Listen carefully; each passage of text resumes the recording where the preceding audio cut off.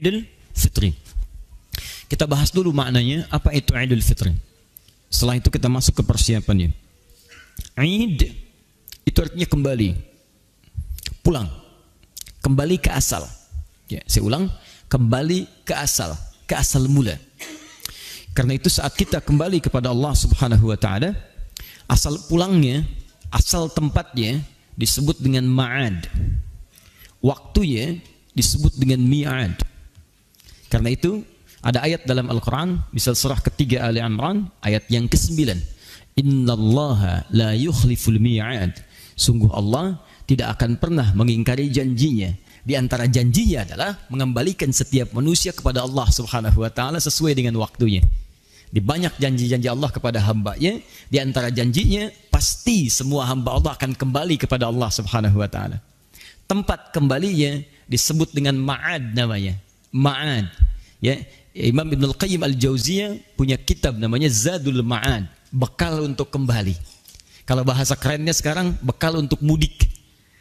Kalau antum sekarang sedang persiapan mudik, ingat, mudik dalam pengertian kita nanti akan terbagi pada dua bagian.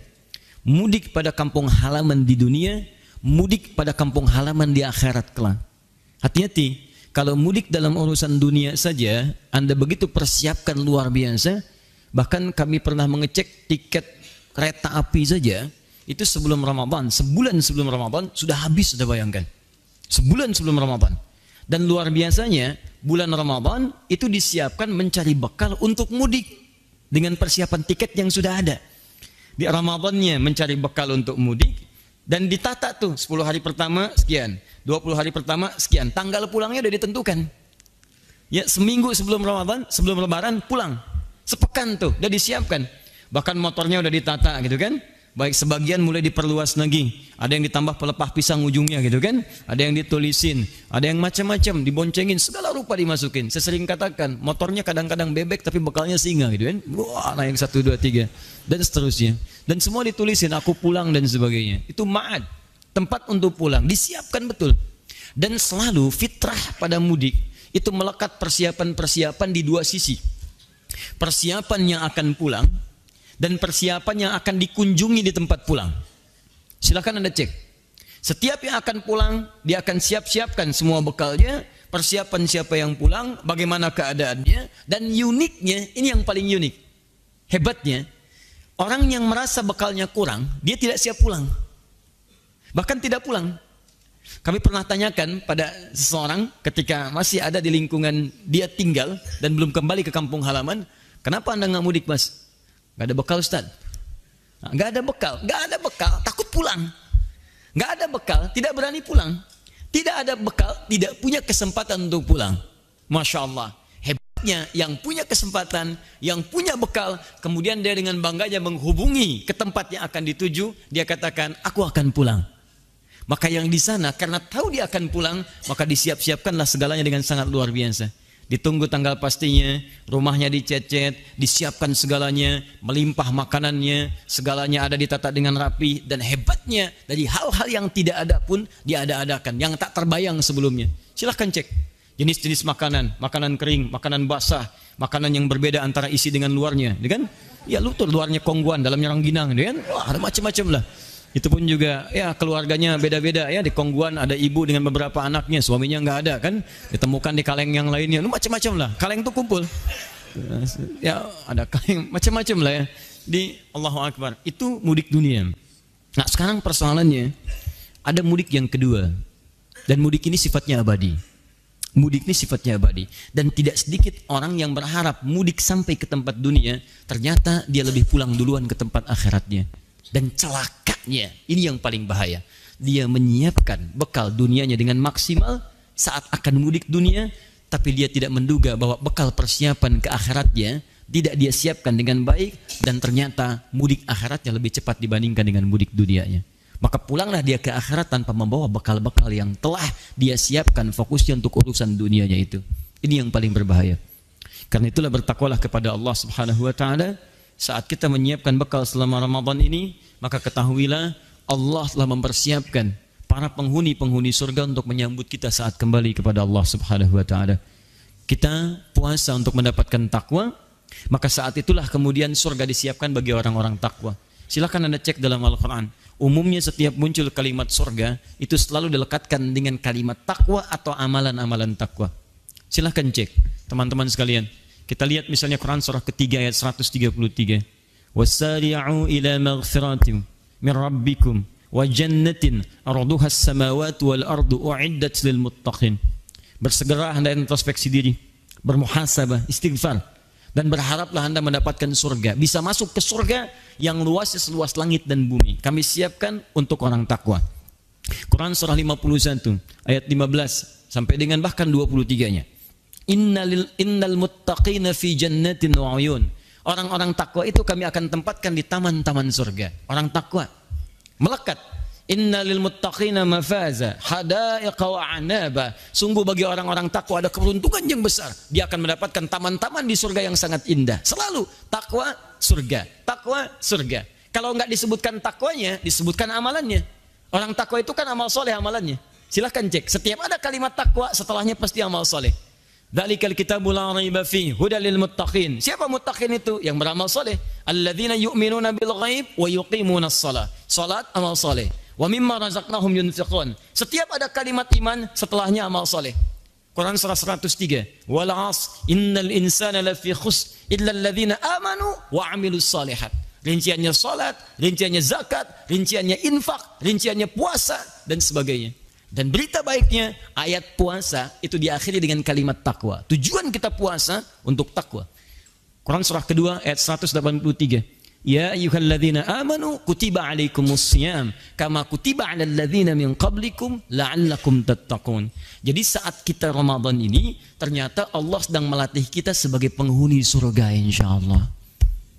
Jadi wajar kalau Nabi katakan semua umatku akan ke surga. Semua umat Nabi kata Nabi akan ke surga. Tapi belum selesai hadisnya. Illa man aba. Kecuali yang gak pengen. Jadi kalau ada yang tidak ke surga, bukan Allah yang tidak kasih, dianya yang gak pengen. Itu masalahnya. Karena itu kita kembalikan Id, makna yang pertama adalah kembali kepada asal sesuatu. Dalam turunan ini, asal kita pun dari Allah, maka kita akan kembali kepada Allah Subhanahu wa taala. Itu kalau kalimat Idnya berdiri sendiri. Sekarang apa yang dimaksud dalam kalimat Id di sini, di awal Syawal dan tahun ini 1439 Hijrah, kalimat Idnya disandingkan dengan kalimat Fitron. Maka jadilah kemudian kalimatnya satu rangkaian disebut dengan Idul Fitr. Id al-Fitr. Bismillah. Idul Fitr. Alhamdulillah.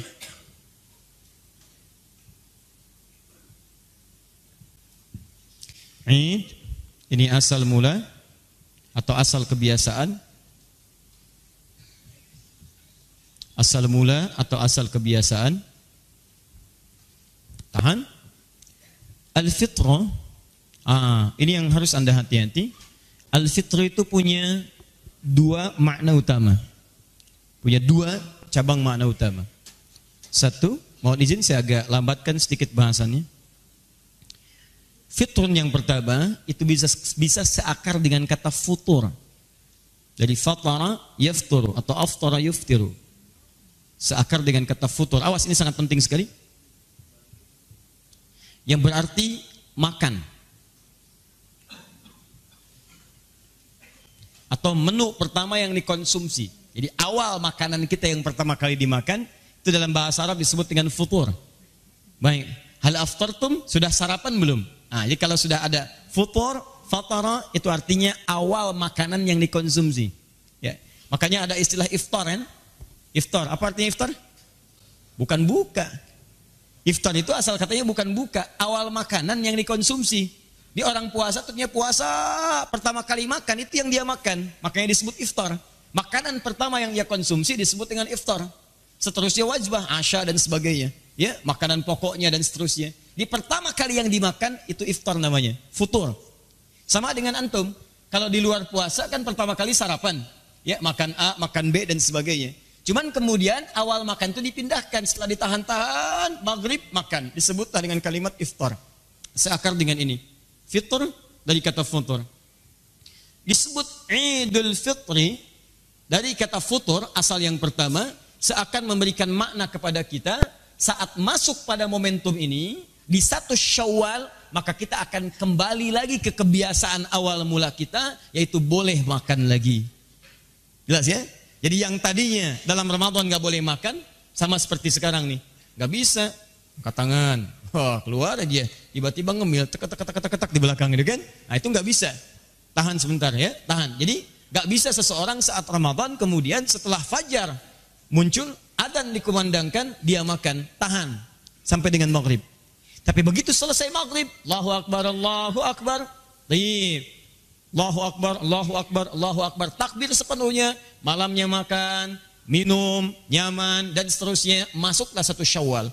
Begitu adzan subuh berkumandang, Allahu Akbar, Allahu Akbar, maka dibedakanlah awal Syawal itu dengan Ramadan, dengan kebolehan kita untuk makan lagi, minum lagi. Maka disebutlah kemudian dengan kalimat Idul Fitri. Kembali ke asal mula, dibolehkan kita makan setelah sebelumnya saat Ramadan, ditahan makanan itu sampai dengan ke maghrib. Jelas sampai sini? Maaf, apakah setiap orang yang masuk kepada 1 Syawal sudah punya makanan untuk dimakan? Anda jangan mengukur dengan keadaan Anda yang sudah disiapkan. Barangkali dari sekarang Anda sudah kesiapkan, bukan cuma ketupatnya, daunnya udah Anda cari, gitu kan? Bahannya udah Anda siapkan, ayamnya udah disiap-siapin, dikasih tahu lagi, siap-siap ya. Oh, kamu kandidat tahun ini, kandidat luar biasa. Semuanya ada. Tapi ada segolongan orang yang ketika akan bertemu dengan 1 Syawal, dia berpikir, saya makan apa ya? Yang lain sudah siap, yang lain perangkatnya ada. Sementara saya belum mendapati apapun. Maka syariat kemudian memberikan tuntunan kepada setiap orang, dalam setiap persiapan kepada 1 Syawalnya, disiapkanlah kemudian dorongan-dorongan untuk berbagi, yang dengan berbagi itu memberi kesempatan pada sebagian kawan-kawan kita yang belum tentu mendapati makanan di awal Syawalnya, untuk disiapkan sehingga mereka bisa merasakan makanan yang sama dengan kita. Jangan sampai begini, kitanya makan, dia puasa. Makanya Allah mengharamkan lewat Rasulnya, haram puasa di hari ini, kamu makan. Dan Anda harus hapuskan sebagian orang yang mengharamkan dirinya. Maksudnya mewajibkan dirinya untuk puasa, gak boleh. Maka keluarkan, bantu dia, keluarkan dengan tulus. Sesuatu yang dikeluarkan dengan tulus, diberikan sampai pada orangnya, disebut dengan zakat dalam istilah agama kita. Ati, keluarkan dengan tulus. Zakat, sesuatu yang bertambah nilainya. Ya, az-zakat fil lugha, zakat dalam pengertian bahasa itu bisa berarti sesuatu yang bertambah, sesuatu yang berkah, sesuatu yang berkembang. Seakan Allah ingin katakan, hei, ayo tambah lagi manfaatnya. Berikan berkah pada hartamu. Bagi orang yang belum bisa mendapatkan makanan pada awal Syawal. Maka kita keluarkanlah saat akhir-akhir Ramadan apa yang disebut dengan zakatul fitri namanya. Nih, zakat fitri dari kata futur. Maka bentuk yang diberikan dari zakat fitri itu sifatnya makanan. Ini poinnya. Dan Anda boleh titipkan pada penyalur zakat, titipan Anda, misal saya nggak bisa nih kalau langsung beli beras dan seterusnya, maka Anda titipkan dalam bentuk uang misalnya. Maka pengelola kemudian mengalihkan uang itu dalam bentuk makanan yang siap untuk diteruskan kepada orang-orang yang berhak untuk menerimanya. Baik Ustaz, boleh nggak kasih beras? Boleh, tapi Anda mesti pikirkan bagaimana dia masak beras itu. Gak mungkin sebelum berangkat sholat dia ngunyah beras, tok batal gitu kan? Gak bisa. Zaman Nabi itu wajar ngasih kurma, kurmanya dimakan, gak dimasak lagi. Gak ada orang Arab nerima kurma misalnya, wah direbus dulu nih, kurma rebus, gak ada. Ya, gak ada orang makan kurma itu langsung jadi. Makanya dalam konteks ini bisa Anda berikan tidak hanya berasnya, Anda satukan dalam bentuk sembako misalnya. Masya Allah, di dalamnya ada berasnya, dalamnya ada sardennya, dalamnya ada sebagian makanan tertentunya. Jadi begitu dia masuk kepada momentum dekat ke Idul Fitrinya, setelah menunaikan salat subuhnya, ada sunnah yang akan kita bahas nanti, makan. Masya Allah, sebelum berangkat sunnah makan. Dan makannya berpahala lagi. Masya Allah. Berpahala. Makan setahun sekali Pak. Setahun sekali makannya langsung ada pahalanya. Itu Idul Fitri itu. Di sebelum berangkat makan dulu berpahala. Anda nggak makan nggak dapat pahala Anda.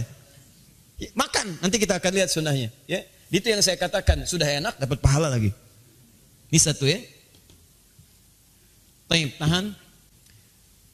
Saya agak pelan-pelan. Jadi kalau saya lebih mengarahkan zakat fitri itu, kalimatnya menggunakan fitri diarahkan kepada bentuk makanan. Walaupun dititipkan dalam bentuk uang, tetap kemudian dialih fungsikan kepada makanan. Karena pokok esensi dari zakat fitri itu memberikan makan.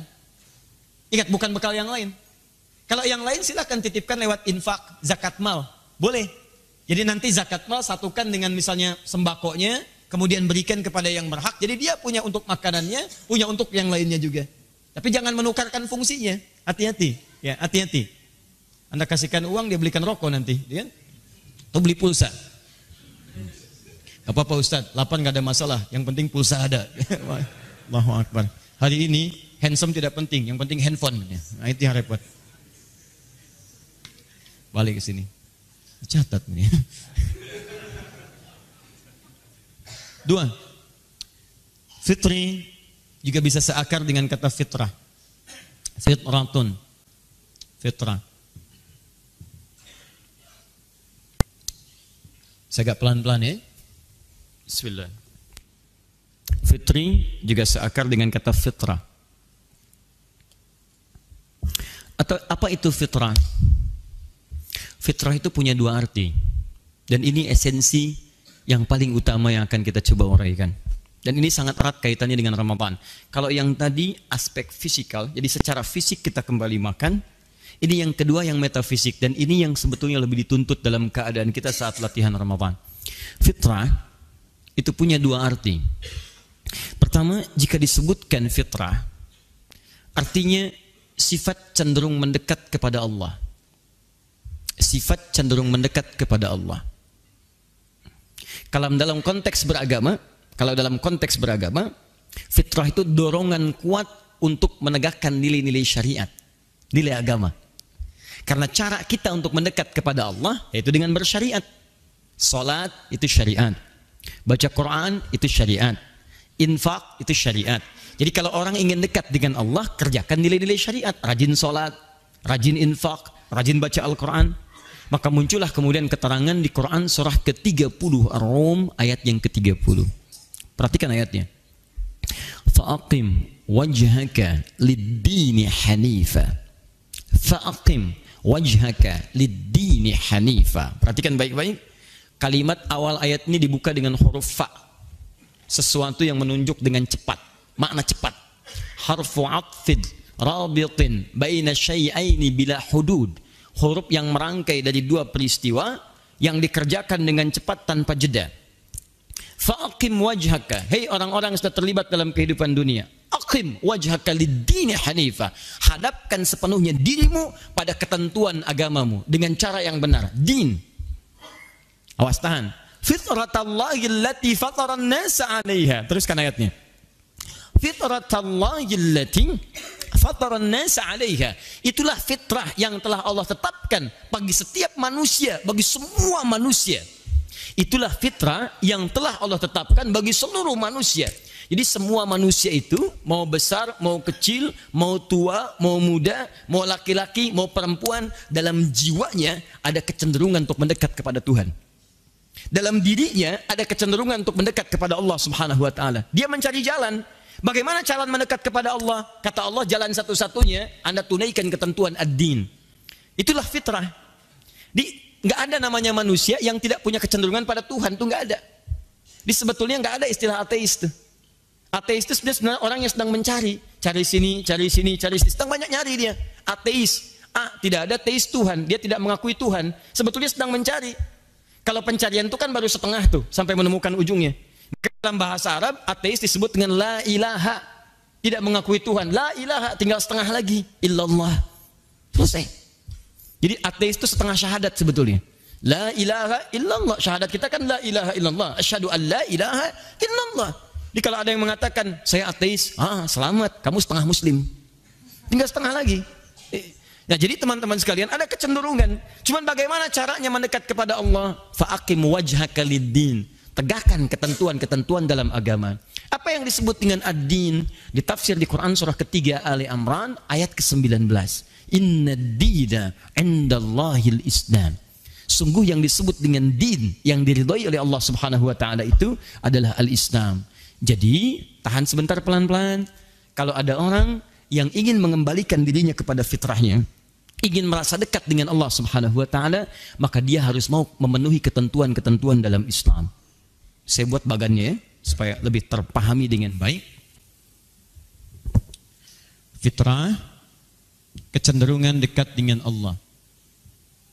Cara untuk mendekat kepada Allah, tegakkan ketentuan ad-din dalam agama kita.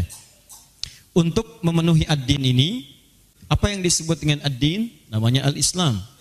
Ini poinnya. Yang ini dalilnya di Quran, surah ke-30 ayat 30, ditafsirkan di Quran, surah ketiga ayat 19. Jadi kalau seseorang ingin dekat dengan Allah, dia mesti memenuhi ketentuan dalam Islam. Apa itu ketentuan dalam Islam? Tafsirkan di hadis Muslim, nomor hadis yang ke-8. Imam An-Nawawi menyebutkan dalam Al-Arba'in, nomor hadis yang kedua.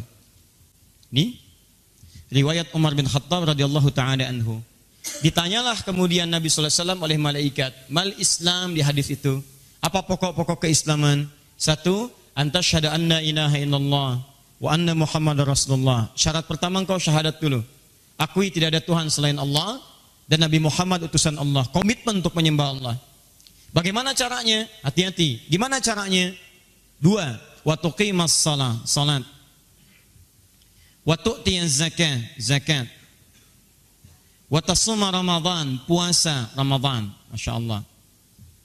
Kemudian yang terakhir, wa tahujjal baita in istata'ta ilaihi sabila. Kamu tunaikan haji plus umrahnya dan siapkan diri untuk mampu menunaikan itu.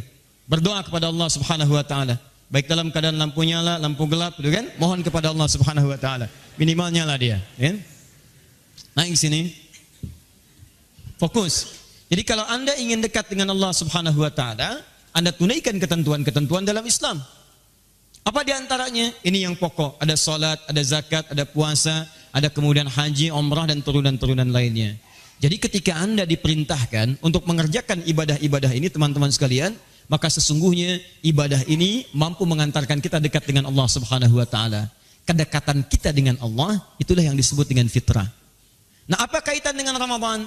Ternyata Masya Allah, ketika diperintahkan puasa Ramadan ini, puasa Ramadan adalah di antara amalan yang menghimpun berbagai jenis ibadah dalam Islam yang membuat kita lebih dekat dengan Allah Subhanahu wa taala. Silakan Anda cek, bukankah dalam Ramadan menghimpun banyak sholat?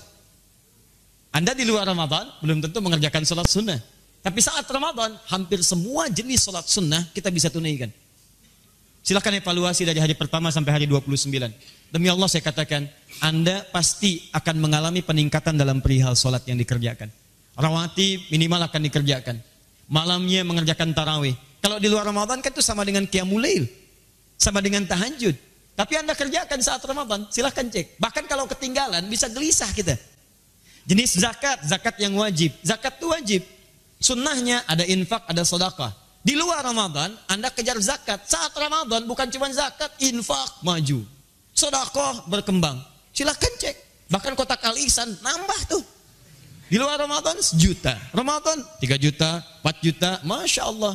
Penceramah nggak datang udah khawatir nih. Aduh kotak macet. Tengah-tengah tuh.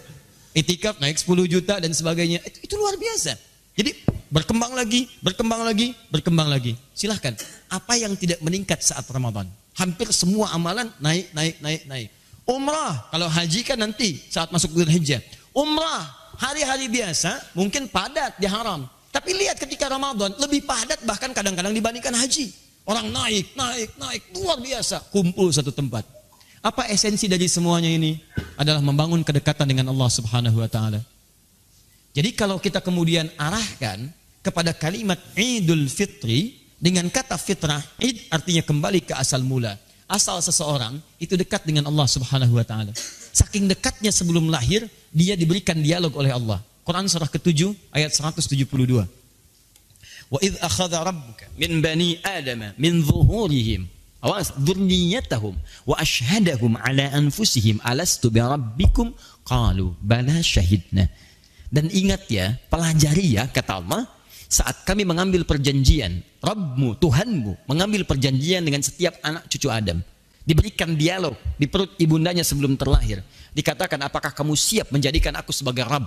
Perawat kamu, pelindung kamu, yang menyembuhkan saat sakit, yang memberikan ampunan saat kamu banyak berdosa, yang memaafkan saat kamu salah, yang memberikan segalanya yang kamu butuhkan sepanjang mendekat kepadaku.